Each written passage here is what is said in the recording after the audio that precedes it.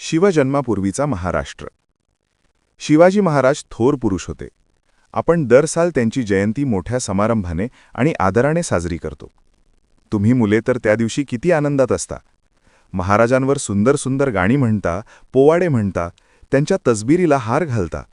मोठ्या उत्साहाने शिवाजी महाराज की जय असा महाराजांच्या नावाचा जय जयकार करता. कोण बरे हे शिवाजी महाराज? अशी कोणती मोठी कामगिरी त्यांनी केली? शिवाजी महाराज ज्या काळात होऊन गेले तो काळ मध्ययुगाचा होता. त्या काळी सर्वत्र राजेशाह्यांचा अंमल असे. बरेच राजे प्रजेच्या हिताऐवजी आपल्या चैनविलासात मग्न असत. पण त्या काळातही असे काही राजे होऊन गेले की ज्यांनी प्रजेच्या कल्याणासाठी राज्य केले. उत्तरेतील मुघल सम्राट अकबर, दक्षिणेतील विजयनगरचा सम्राट कृष्णदेवराय हे आपल्या कल्याणकारी राजवटींबद्दल इतिहासात प्रसिद्ध आहेत. त्यांच्याबरोबरच शिवाजी महाराजांचेही नाव गौरवाने घेतले जाते. शिवाजी महाराजांनी स्वराज्य निर्माण केले. स्वराज्य म्हणजे स्वतःचे राज्य. महाराजांपूर्वी सुमारे 400 वर्ष महाराष्ट्रात स्वराज्य नव्हते. महाराष्ट्राचा बराचसा भाग अहमदनगरचा निजामशहा आणि विजापूरचा आदिलशहा या 2 सुलतानांनी आपसात वाटून घेतला होता. ते मनाने उदार नव्हते. ते प्रजेवर जुलूम करत होते. या दोघांचे एकमेकांशी हाडवैर होते. त्यांच्यात नेहमी लढाया होत. त्यात रयतेचे हाल होत.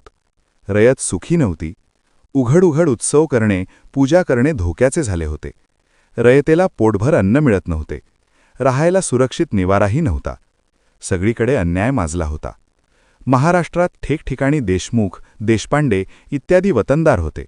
पण रयतेकडे त्यांचे लक्ष नव्हते. देशावर त्यांचे प्रेम नव्हते.